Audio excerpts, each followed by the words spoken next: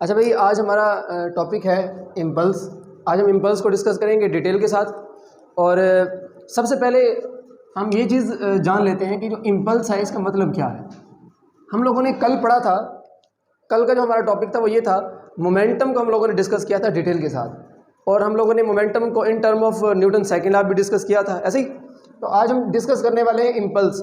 Impulse और momentum में इतना ज़्यादा फर्क नहीं है। मैं 2-4 एग्जांपल्स आपको बताऊंगा, कॉन्सेप्ट हमारा क्लियर हो जाएगा तो इम्पल्स की डेफिनेशन भी करना बहुत इजी हो जाएगा।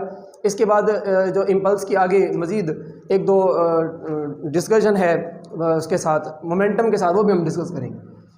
तो इम्पल्स आप लोगों के लिए नया है वर्ड ऐसे ही।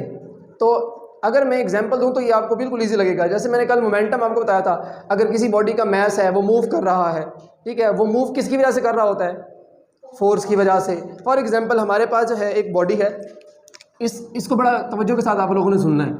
फॉर एग्जांपल हमारे पास एक बॉडी है जिसका मैस m है, ठीक है, उस पर हम फोर्स अप्लाई करते हैं जिसको हम F से जाहिर करते हैं। अगर यही फोर्स इसको मूव करवा के यहाँ तक लेके आ रही है और ये फोर्स मुसलसल उसके साथ कनेक्ट है, क्या बात बताई मैंने? अगर एक बॉडी पर एक फोर्स अप्लाई की जा रही है और वो फोर्स मुसलसल कनेक्ट है उस बॉडी के साथ, उसको छोड़ नहीं रही, तो उस दौरान उस बॉडी की जो मूवमेंट है उसको हम मोमेंटम कहते हैं, जिसको हमने जाहिर किया था P = mv के साथ। ठीक है, समझ आ गई? अब अगर हम किसी बॉडी पे फोर्स लगाएं और उसके साथ मुसलसल कनेक्ट ना हो, जैसे फॉर एग्जांपल अगर किसी भी फुटबॉल को हम किक मारते हैं, फोर्स तो हम लगा रहे हैं बट वो जो फोर्स लगेगी वो बहुत बड़ी फोर्स होगी और कम टाइम के अंदर बॉडी कई फासला मील दूर चली जाएगी, ऐसे ही होगा ना। तो अगर इसी तरह हम एग्जांपल ले लेते हैं, जब फॉर एग्जांपल एक सड़क पर जो है एक्सीडेंट होता है, एक कार को एक ट्रक आके हिट करता है, तो बहुत बड़ी फोर्स कम टाइम में कार को कई मील दूर जो है ना, वो उसको साइकिल के साथ आगे टकराता है, तो साइकिल बहुत दूर जा पड़ेगा उस ट्रक के टकराने से। ठीक है, तो ये जो टर्म है वो जनरेट करती है इम्पल्स को। तो ये छोटा सा कॉन्सेप्ट है, फिर हम जो है इसकी एग्जांपल भी डिस्कस करते हैं। तो मैं यहाँ पे इसकी प्रॉपर जो है डेफिनेशन लिखने वाला हूँ, ये मैं रेज करता हूँ। ठीक है, तो यहाँ पे आप डेफिनेशन लिखेंगे, when a large force act on a body, जब एक बहुत बड़ी फोर्स किसी बॉडी पर अमल करती है, in very short interval of time, interval of time. ये देखो, जब बहुत बड़ी फोर्स या कोई भी फोर्स जब बहुत कम टाइम में, जब बहुत short time interval of time में किसी बॉडी पर आके एक्ट करेगी, तो वो जनरेट करेगी इम्पल्स। तो इसमें in which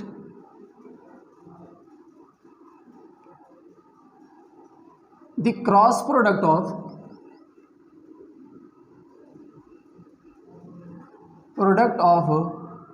force and time is called impulse. ठीक है बेटा, ये जो है हमारे पास इम्पल्स की डेफिनेशन हो गई। कॉन्सेप्ट आपने माइंड में रखना है, फिर जो है इसको याद कर रहे हैं आपने। इसके बाद हम मूव करते हैं इसके फार्मूले की तरफ। इसका फार्मूला कैसे बनेगा वो ज़रा देखना है आपने। इसकी जो मैथमेटिकल फॉर्म है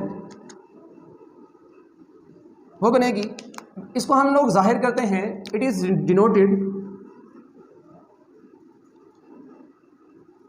denoted by the symbol I. ठीक है, इसको हम आई से जाहिर करते हैं, और आई बराबर होता है force cross product of T.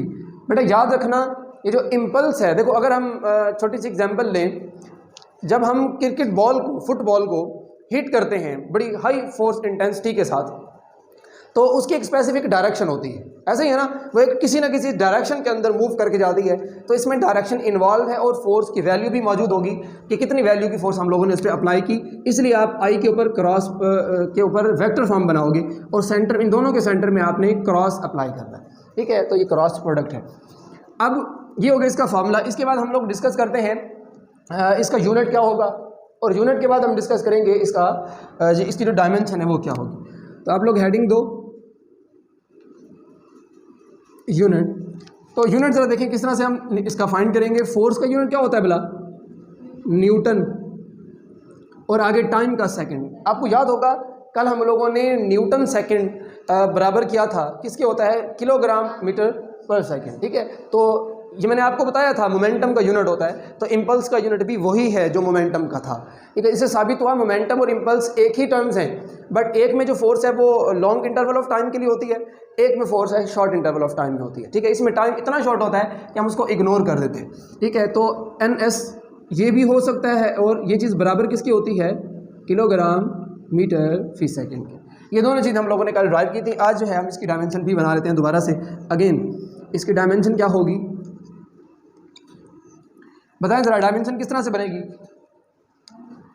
हाँ, किलोग्राम की जगह पे क्या लगाते होते हैं, M, और लेंथ मीटर जो है वो लेंथ को इंडिकेट करता है, तो इसकी जगह पे L आ जाएगा, और S जो है टाइम को इंडिकेट करता है, सेकंड जो है इसकी जगह पे जो है T आ जाएगा, और हम साइड पे स्क्वायर ब्रैकेट्स लगाते हैं कि डायमेंशन की जो है अलामत है। यहाँ तक जो है हम लोगों ने डिस्कस किया कि इम्पल्स क्या है।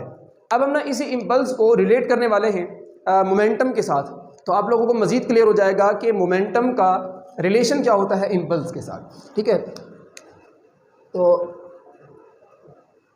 आप लोगों ने आज हेडिंग देनी है कि relation between impulse and momentum, impulse and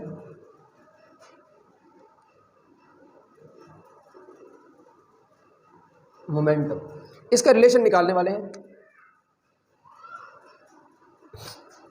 अच्छा, रिलेशन को डिस्कस करने से पहले हमें दोनों टर्म्स को पता होना चाहिए, मोमेंटम का और इम्पल्स का भी, तो फिर हम रिलेशन बता सकेंगे, अदरवाइज नहीं बता सकेंगे। तो हम जो कल मोमेंटम निकाल चुके थे in term of Newton second law, उसी फॉर्मूले से ही हम इसको स्टार्ट करेंगे। तो यहाँ पे लिखें आप, यहाँ पे आप लोग लिखोगे according to Newton's second law of motion. वो क्या हमने कल ड्राइव किया था, F जो है वो बराबर होता है mvf minus mv I over t। ये बात प्रूव की थी ना हम लोगों ने। ये रिलेशन हमें क्या बताता है, ये रिलेशन हमें ये बताता है कि अगर किसी बॉडी का जो मोमेंटम है वो चेंज हो इन टाइम, तो वो बराबर किसके होता है, फोर्स के। वो फोर्स की ही वजह से चेंज हो रहा होता है, ठीक है। तो इसको इक्वेशन नंबर, आप इस वाले फार्मूले को मैं इक्वेशन नंबर 1 का नाम दे रहा हूँ, और इस इक्वेशन को, इस फार्मूले को हम इक्वेशन नंबर 2 का नाम दे रहे हैं, ठीक है भाई। तो अब इसको देखें और इस इक्वेशन को देखें, इसमें जहाँ पे फोर्स लिखा हुआ है, इसको जरा तवज्जो के साथ देखो भाई। ये जो इक्वेशन नंबर 1 है, इसमें जो फोर्स है, ये वैल्यू किसकी है, फोर्स की। Newton second law, in term of Newton second law है ना ये फोर्स की वैल्यू, तो यही वैल्यू इक्वेशन नंबर 2 हम पुट कर देंगे इक्वेशन 1 में, ठीक है। तो यहाँ पे मैं लिखने वाला हूँ पुट इक्वेशन 2 इन इक्वेशन 1। तो हमारी जो इक्वेशन 1 है वो कुछ इस तरह से हो जाएगी, I is equal to, F की जगह पे आ जाएगा mvf माइनस mv, हो जाएगा mvi ओवर t मल्टीप्लाई किसके साथ हो रहा है, टाइम के साथ। तो ये आ जाएगा इम्पल्स वाले फार्मूले की जगह जो टाइम है वो आ जाएगा। अब t से t कैंसिल हो जाएगा, ऐसे ही है, ये जो t है ये t से कैंसिल होगा, तो इम्पल्स किसके बराबर होगा, I is equal to mvf minus mvi। अब ज़रा इस इक्वेशन को गौर से देखें, एक बात हमें क्लियर हो रही है। देखो कल भी हम लोगों ने जब देखा था कि जब हम फोर्स अप्लाई करते हैं बॉडी का मोमेंटम चेंज होगा, कुछ ना कुछ उसको टाइम लगेगा, लॉन्ग इंटरवल ऑफ टाइम होगा, ठीक है ना।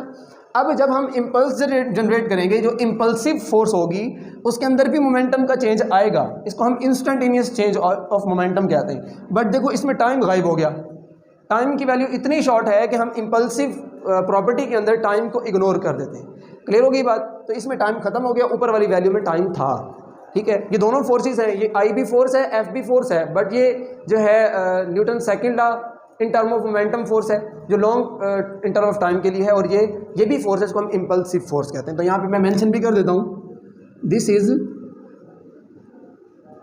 Impulsive force in very short interval of time. अब बेटा हम यहाँ पे ना इस रिलेशन के हवाले से इम्पल्स की डेफिनेशन इस फार्मूले की मदद से लिखने वाले, तो वो भी आप लोग नोट कर लें। यहाँ पे मैं लिख रहा हूँ, हेडिंग दे रहा हूँ स्टेटमेंट। आप लोग जो इम्पल्स की डेफिनेशन है एक ये भी है, ये भी लिख सकते हो, और इस फॉर्मूले की मदद से जो डेफिनेशन बनती है वो भी लिख सकते हो। तो मैं ये लिखने वाला हूँ। यहाँ पे लिखें आप, the instantaneous change in momentum, instantaneous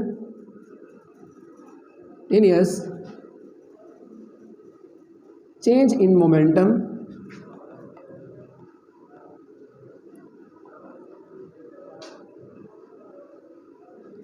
is equal to